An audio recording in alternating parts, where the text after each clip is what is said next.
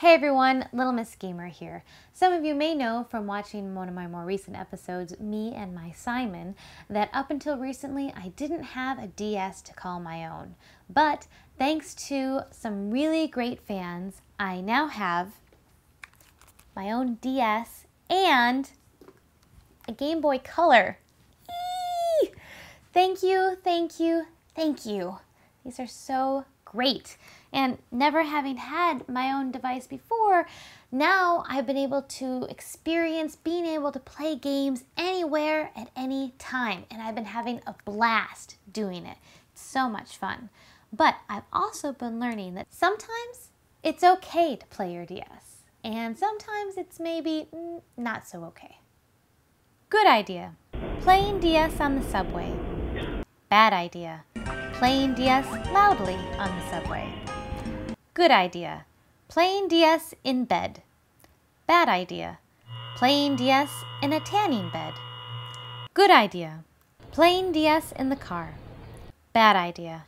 Playing DS while driving a car. Good idea. Playing DS on a plane. Bad idea. Playing DS on the plane. The game that I've been playing the most recently is Super Princess Peach. Now, this is a platformer, and I know it looks kind of silly, but it's actually a lot of fun.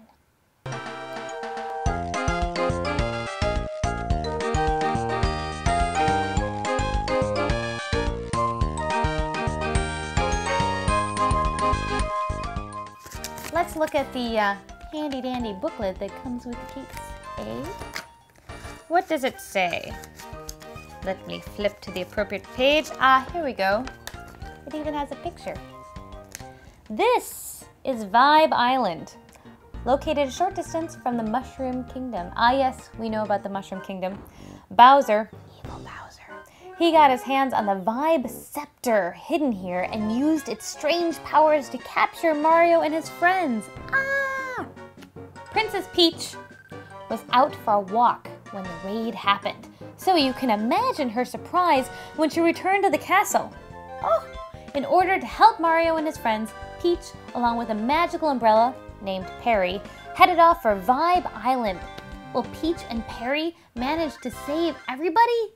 So the roles are reversed. Princess Peach is going to save Mario. That's pretty cool. Maybe she's been taking some self-defense classes or something. I have to say that I'm just really thankful that she didn't get kidnapped again. Kidnap something else. Kidnap a whole basket full of kittens, Bowser, okay? Leave the princess alone. She's had enough. So, the entire game is basically a platformer, and you have these power-ups, but the power-ups aren't normal power-ups. They're actually the princess's vibes or emotions.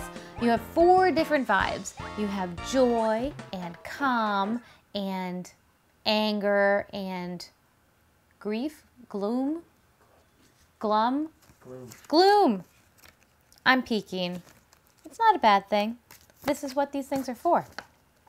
Joy, rage, gloom, and calm. Now, did these power-ups actually have to be called emotions? I don't know. Rage, it produces fire. Gloom, it produces water because she's crying. Calm vibe restores your health. And the joy vibe creates a tornado that can suck things away and also allows you to fly, which is pretty great. I always love games where they allow the characters to fly. It's just fun to be able to explore the levels, and it allows for them to hide things in different spots. There is a mini game in all the different levels in which you can try and find these hidden toads, because Bowser, he's an evil dude, couldn't just capture Mario. He also had to take all these helpless little toads and put them in bright pink boxes and hide them all over the place. So there's 3 of those per level that you could also try and find as well. Of course, you're collecting coins throughout the entire land. It's like the basis of all Mario games, right? And you have all these coins. Well, what do you do with the coins? Well, one of the toads who hasn't been captured, who hasn't been put in a little pink box, runs a store, and you can buy things from the store. Some of the things that you can get are power-ups for your umbrella, because your magical umbrella, when it's not having these weird kooky dreams about its grandfather and its weird past, whatever that means, it actually can help defend you, and it is basically your lifeline throughout the entire game. So you get these power-ups for the umbrella. One of them is really helpful. It allows for you to float huge long distances in between jumps. And that becomes invaluable later on in the game. So get that one as early as you can. There are other things that you can get too. These help increase your life, and they also help increase your vibe meter. The deal with them though is that they're not very intuitive as far as what they are. And in fact, because of that, I didn't get them for a long time. I was like, vibe coffee or whatever it is, hot tea. I don't need those things. What does that do? You know, I just thought they were like silly extra things that were for sale in the store, but actually no, they're supposed to be helpful, and I just didn't read what the umbrella was telling me on the lower screen. One of the craziest parts in this game is when you're underwater. One of the things you have to do is, if a fish or something is starting to attack you, you have to blow into the microphone of the DS. The microphone is right here, and you go, and then the sound from that creates a little bubble that shoots out of your ship. Well, I have to say that you look pretty funny in public when all of a sudden a fish is swimming at you crazily and you only have half a heart left and you're like trying to shoot bubbles out of your little swimmy thing. That is one of those definitely like socially weird moments of, I'm playing my game, this is what's supposed to be happening, and people are giving you weird looks, and then they're wondering why you're playing a game which has a princess on it who's staring at you with these big doe eyes and crying when you die and stuff. So Princess Peach uses her emotions as weapons, and I'll admit, when I first heard about that, I just thought, oh, that is so ridiculous. I mean, all right, I'm a feminist. I believe in equality between men and women, and what I don't like is when people use stereotypes in games to objectify women. Like, I have this whole thing about it. And actually, when I started doing research in a lot of my feminist literature, because I thought, oh, I'm going to pull out this quote and talk about how women are being objectified by using their emotions all the time, actually, a lot of the people whose ideals I really look up to talk about how women have emotions and how people should respect that, women should listen to their emotions, and that maybe men should be a little bit more emotional. But one of the interesting things is that in this game, if you replaced Princess Peach with a different character who is male, I'm not sure that it would work very well in our culture, because people don't expect men to be able to utilize their emotions in a way that would create anger for fire and sadness for water. And I think that if you were to create a game like that, then that character might automatically be viewed as gay, because anyone who is that in touch with their emotions and that sensitive, they must be gay, which I completely don't agree with. Men should totally be in touch with their emotions and sensitive. So actually, I started thinking that the game was kind of anti-feminist, and now I've kind of come around to think, well, you know what? It's not so bad. But I bet that the people who created it in Japan had none of that in mind, and that in actuality they just thought that there was a target market out there of young girls who like princesses and pink things, and that they would create a game based around a character who hadn't had her own game before. So all in all, who cares? But I don't know. I like to think that maybe Princess Peach is a little bit of a feminist. Maybe. Although she needs to learn to defend herself more. No more getting captured. Overall, I think that Super Princess Peach is actually a really fun game. I think that if you're new to gaming, it is a great game to start with, especially if you haven't played very many platformers. This one is very forgiving. You can live a long time without dying.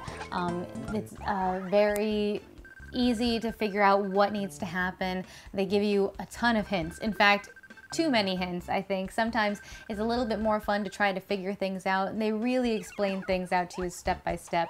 If you're someone who's played a ton of platformers before and you're more of a hardcore gamer, you might not find the game quite as challenging, but I still find it enjoyable.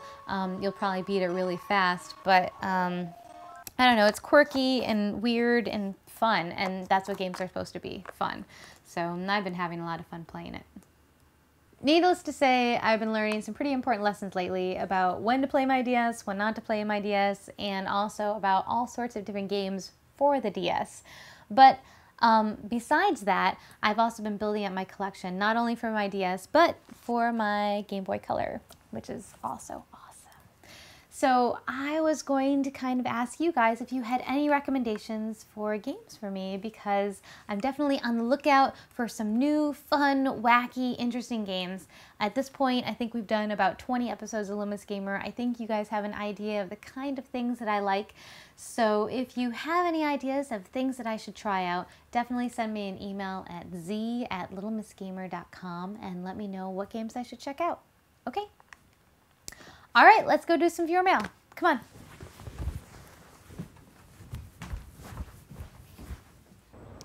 Hey everyone, today we are doing viewer mail from the front stoop. We haven't done it from here in a long time, and I thought since it is the end of summer and the beginning of autumn that we better get it in while the getting's good, because it's gonna get real cold real fast and then we'll be confined to indoor locations unless we wanna be out in the winter wonderland. So, first question, here we go. Is from Kabuki S. He writes, in the credits for each of your older episodes, I noticed that you, Z Briggs, aren't listed as the writer or director, but rather Chad Williams is. Are you just an actor? P.S. Upon further going back to watch your videos' credits, it's not always Chad Williams, but still, it's always some guy doing the writing and not you. What gives? Kabuki, yes. Well, Kabuki, that is a very observant question. I will tell you that when we first started doing Little Miss Gamer, the first couple episodes were written by me. They're mostly improv, and I came up with the ideas and the story arc and then wrote everything out, and then Chad and I filmed them together. And then I got really busy and the show was kind of popular, so we decided to keep filming episodes. All of the story ideas and the arcs of the episodes I come up with myself, and then there was a period of time where people were helping out with writing of the scripts to kind of, you know, get lines and everything down, and then the scripts would get written, and then we would go over them again and add some more funny stuff in there and then shoot it. And of course you want to give credit where credit's due, so the people who helped with the script writing, their names are listed in the credits. Most recently, we've decided to go back to kind of the earlier format of the show. I have a little bit more free time, not a bunch, but a little bit.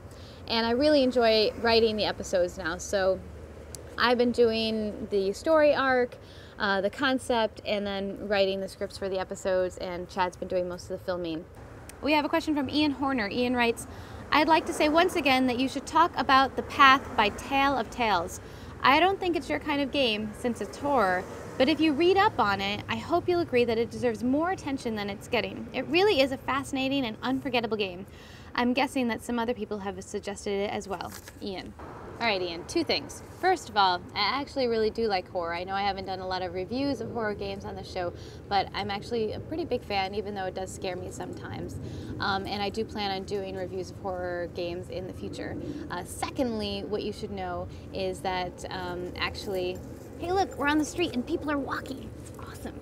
The second thing that you should know is that I was planning on doing a review of The Path by Tale of Tales for my top 5 cheaper free games to beat the recession.